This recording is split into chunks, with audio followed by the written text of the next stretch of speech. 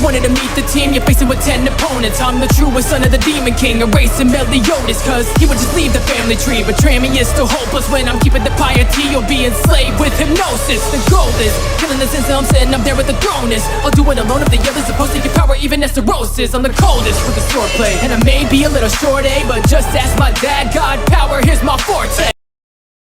It is your boy Demon King Reacts, and I'm back today with another video for all of you guys. Yesterday we watched Jaden Day Zero's Yandere episode 8, One Final Dream, and no, it's an unthoughtful experience, my bad, excuse me.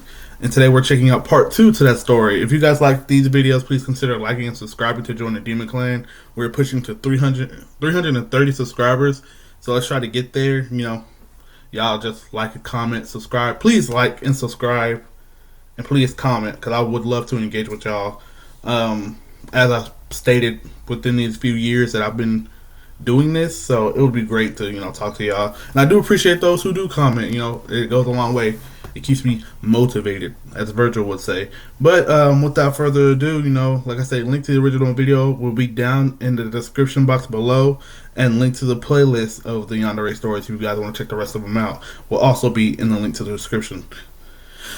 Will be linked in the description box below. And without further ado, let's get on with this crazy story.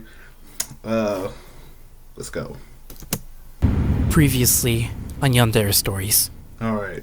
Did you ever hear that there's a serial killer on the loose? Huh? That's random. Don't worry about it. I'm sure it was because that student was out late at night doing some naughty things. If anything, I'd say good riddance. Society is better off without sluts around.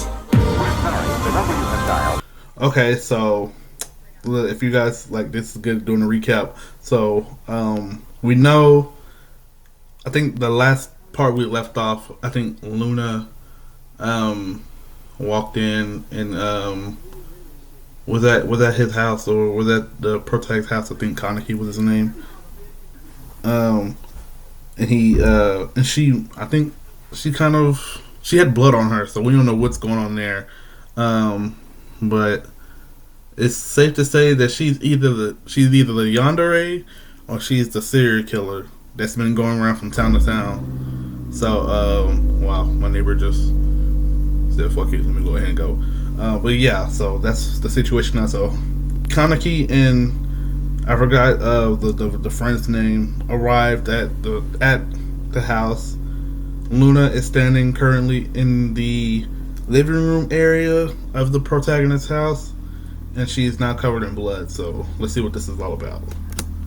Huh? This is weird. I swear, Mom should be home right about now. I see Luna standing before me, covered in blood. What are you...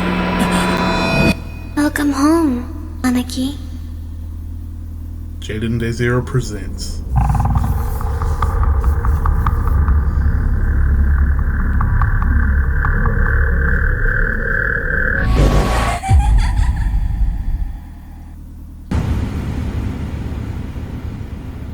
Yandere Stories, Episode 8, Part 2. I couldn't believe my eyes.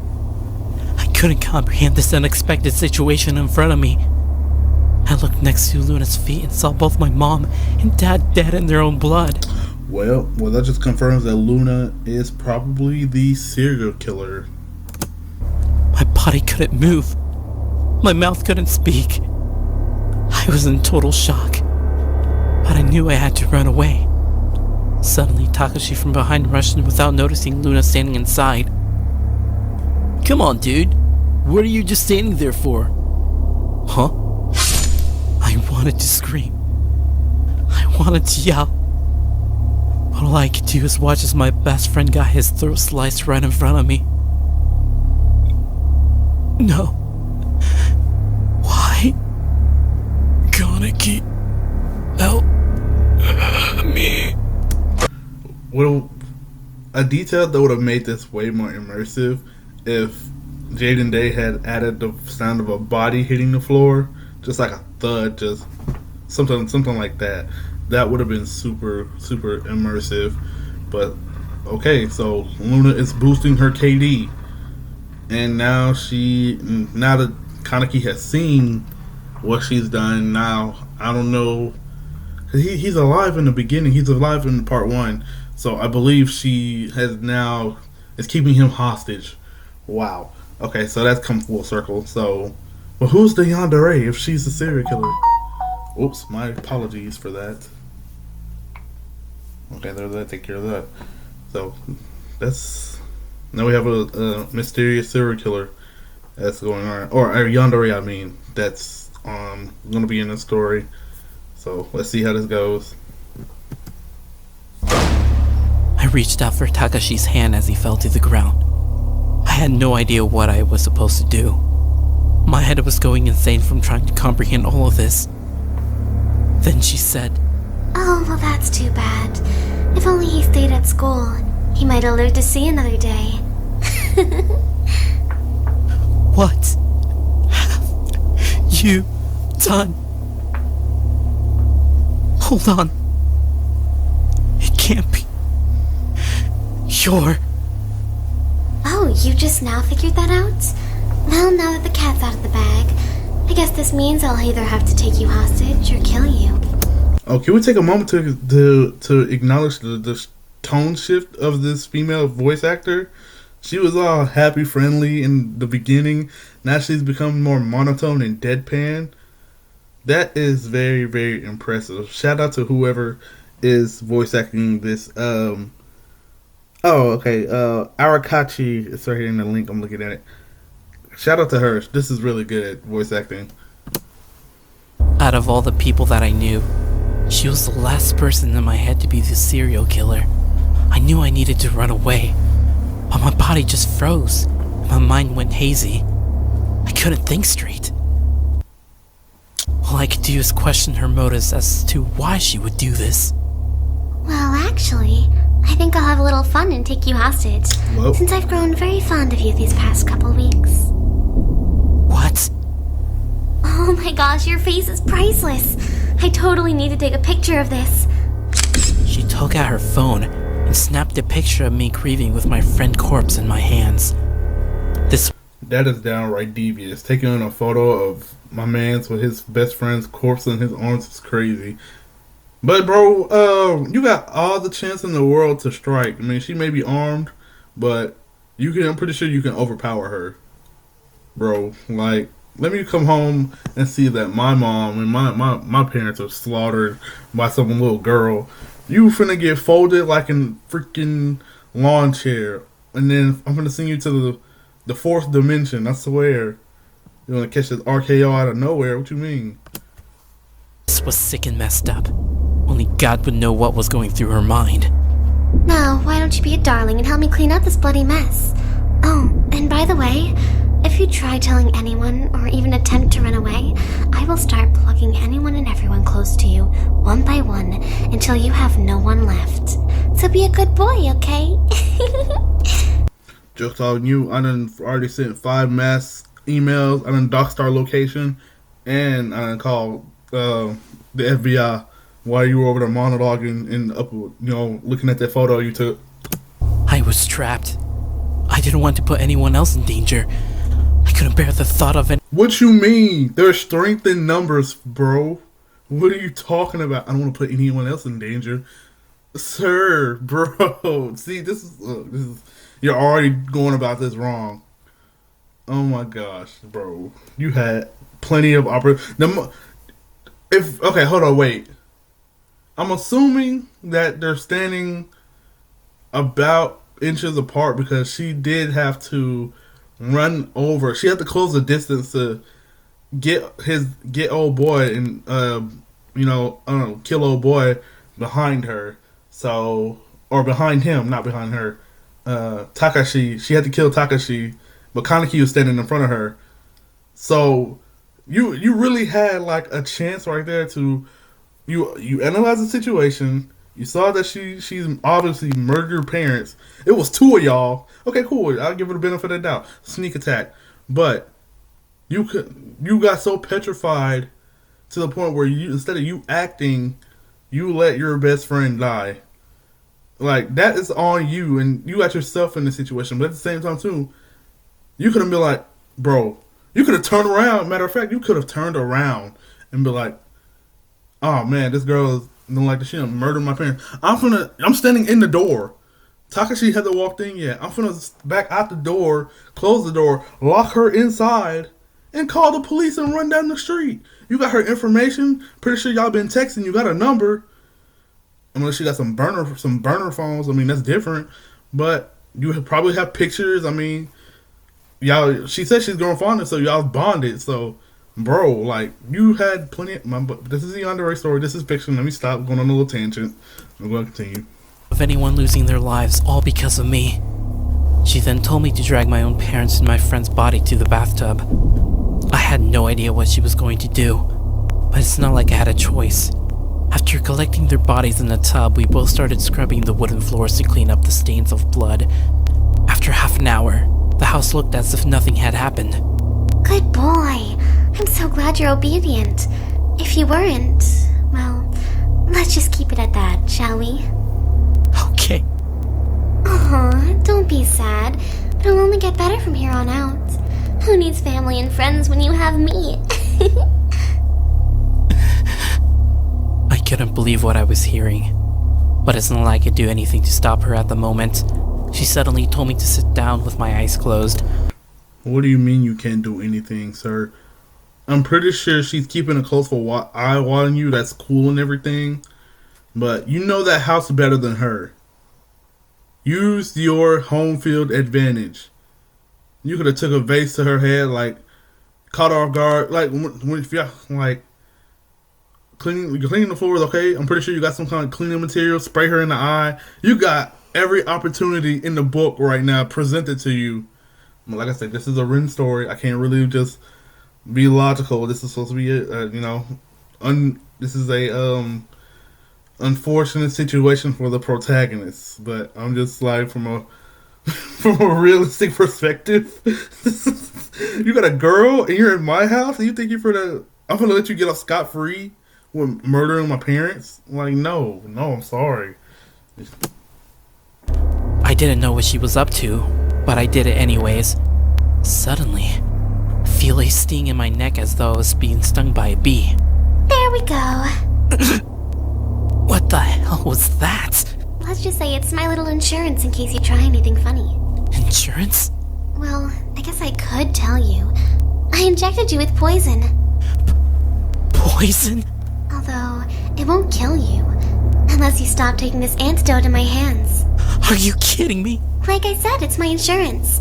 As long as you're a good boy, you'll be just fine, okay? You demon. I've been called worse. What are the intervals to which I have to take said antidote? See, that's what he should have asked. I mean, like I say,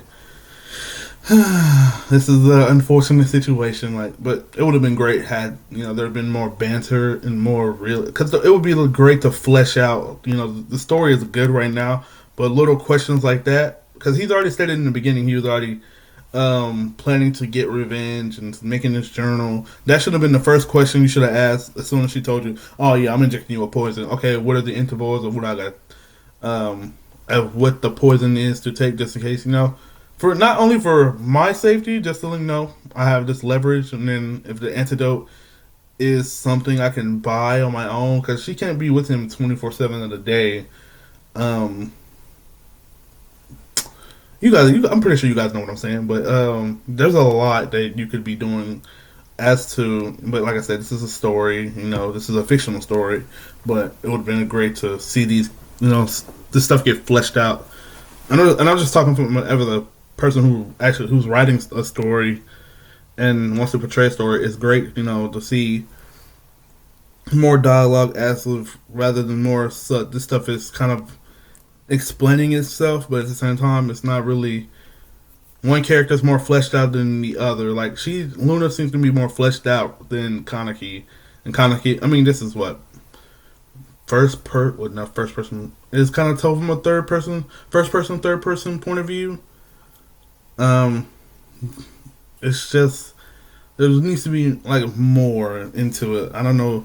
Like I say, these characters need to be fleshed out more, especially the main character. But let's go. At this point, I knew I was screwed no matter what I did. I could try to escape, but then I would just die by the time I got to the police. The only way was to do what she said. Like any other person, I was too afraid to die. My fear of death forced me to compel to her every whim. Later that night, we went and poured acid on the bodies of my parents and my friend Takashi to hide all the evidence of the murder. I couldn't do anything but watch as their remains melted away into nothingness. I grieved and couldn't stand the aching pain in my chest, as it was the last time I would ever physically see my parents and my friend ever again. Wait, so you telling me you had your hands on some acid that dissolves flesh and you didn't think to kind of fake pour the bottle out? Like I said, I don't know why I keep asking these. And this is a fictional story. I'm looking at this like I'm watching a horror movie. And every main character makes dumb decisions. I hate that. Like, it's just so cliche. Like, every protagonist in a horror situation doesn't have to be stupid. Even though it kind of drives the narrative home and it drives the story. But, bro, you have ample opportunity. Fight back. And now, unless she's some kind of judo, martial arts expert or a hit assassin, she's plotting everything and she can like evade all that. But like I said, the story is only 2 parts, so, or this is only part 2, I mean. Well, we don't know, but it's just like there could have been a lot more to broaden on the scope of these characters, especially with your villain when it comes to, I just stopped yapping because Next morning, I woke up laying on the couch in the living room. I felt exhausted and hoped that it was all a dream. But then, Good morning. this can't be. So it did happen after all. Huh? You thought it was a dream? Silly boy. Of course it wasn't. If it was a dream, then it wouldn't be fun, now would it? Go kill yourself. Oh, that hurts. But eventually you'll get used to it. Now get dressed. What? Obviously, we can't be late for school, silly. I even made breakfast for us. What is wrong with her? I wasn't sure what was happening. Why would she let me go to school? I guess since she has my life in her hands, I couldn't really refuse her. Fine. We both headed out to school. She suddenly started holding my hand. She was humming as though it was a great morning. I, on the other hand, despised every moment of it. She then told me something before heading in. Cheer up. If you raise any suspicion, then I will have no choice but to kill you and everyone you love. And that wouldn't be any fun. Oh, and starting today, we're officially boyfriend and girlfriend. She then kissed me on the cheek and left with a huge grin on her face. That damn witch. During class, all I could think about is how was I supposed to get out of this situation. I started to doodle and make notes of any blind points in her plan. you're in class, so you're away from her. Don't you have a cell phone? I would have easily, ma'am, teacher, can I go to the bathroom or to the nurse's office? And then, go to the nurse, because that's the most free time you have, unless they're sharing a class, but I highly doubt it. He would have said that, Luna sitting in the classroom at the top left of the classroom, so she was watching my every move. Could have said that, but he didn't. So, like I say, fake you being sick or say you're not feeling well. Go get a hall pass or a pass to the infirmary, but go to the roof and make some phone calls. For number 1, the police. Number 2, some family relatives. Number 3, your online friends. Anybody like. But I know everybody doesn't operate or think like these in this situation because reality is different from fiction, obviously. So you kind of react differently. But it's just like, bro, there's got to be some kind of survival instinct because they're not working right now for you. Plans that kept me bound to her in my notebook. Obviously, I couldn't let her know any of my plans, so I just kept them in my desk hidden. This would eventually become my daily routine. It was the only way I could record the events that transpired up to this point. If by any chance someone would find this, she would get interrogated and arrested for mass murder. But with this poison running through my veins, it was too early to betray her commands. Sir, we're both going down. That's what I tell her. Look, we finna both go down. Let's what? It'd be great because that's a great way for me to get revenge. And let's say I do get her caught, and then she gets interrogated, and then I tell her, "Oh wait, look, she injected me with poison. Bam, blood sample passed off to some I don't know what they're called, blood doctors. I forget what they're called. Passed off to them. They can test it, see what poison it is. Bam, antidote. I'm living scot free. She's in jail. Bingo, case closed. Like what? Come on now." As for She may be Kira, but I'm L. Like, let me stop. Takashi's absence, Luna wrote a note imitating Takashi's mom's voice, saying that they moved. As for Takashi's parents, well, I guess there were victims to go. I had to come up with a plan to escape. But what? She did mention that she liked me, so the only way to get close to her is to steal her heart. I would have to endure days of pleasing her every whim until she comes to trust me. That would be my chance to grab the antidote and run for it with my life. If this didn't work, then I don't know what will. So your only plan, for all the ample opportunity you have at school, the only thing you could come up with was, okay, let me riz her up, get close enough to her to get the antidote, and dip.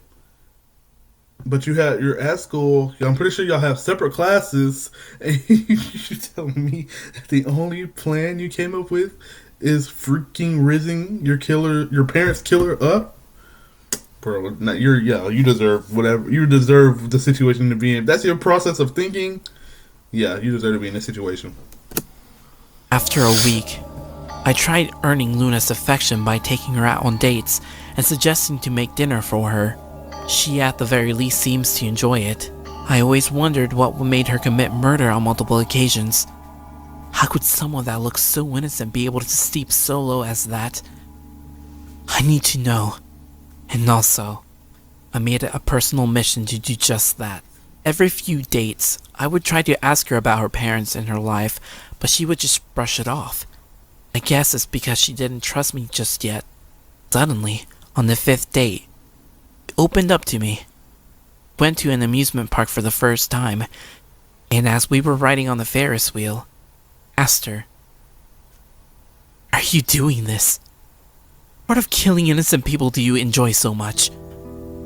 Why, you ask? That's a funny question. Tell me, why do people steal? Okay, we're getting some backstory, some character development. This is what I was talking about, fleshing these characters out. This is actually good right here.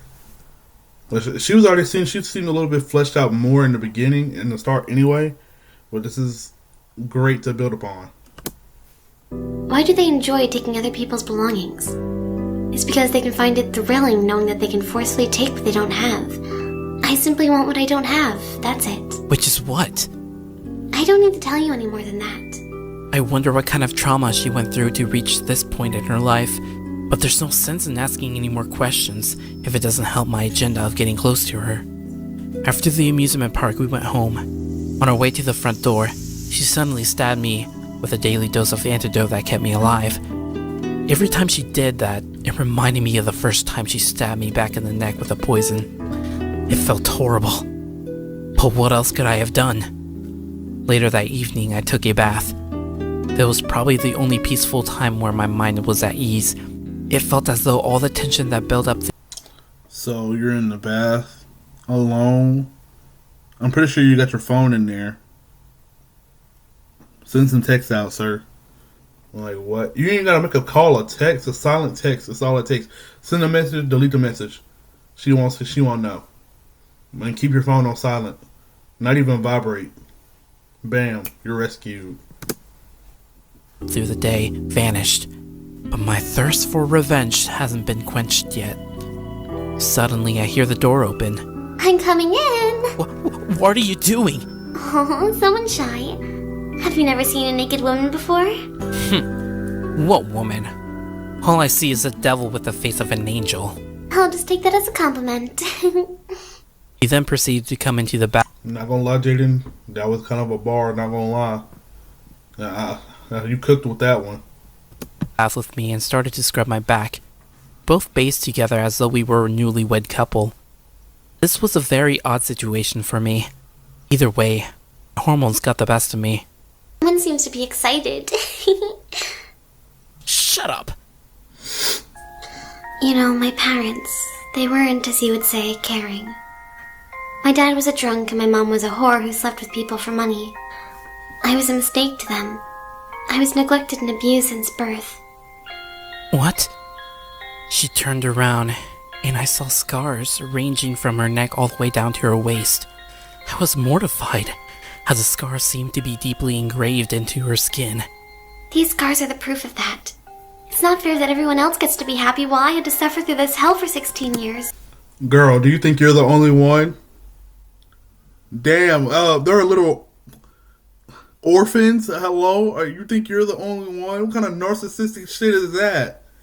Oh, I was abused and I saw other people be happy with their family and their friends and all that, so I just decided to start taking people's lives so people kind of understand what I'm going through. No! Like, what the fuck? Like, you expecting me to sympathize with you? Oh, because you were abused? Like, what? Just because you're abused, the only thing I really could recommend you do is... Okay, hold on. First of all, you have shitty parents. Okay, not all parents are great. Not every parent deserves children. Like, I don't have kids. But as someone who's seen bad parenting, you know, due to the internet we live in, you see everybody posting everything.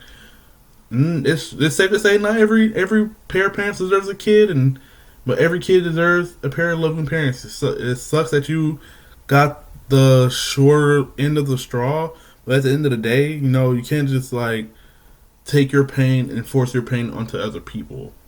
Like, you could have ran away. And that's number one. If you don't like the situation you're in, just run away. Like, you could have ran away.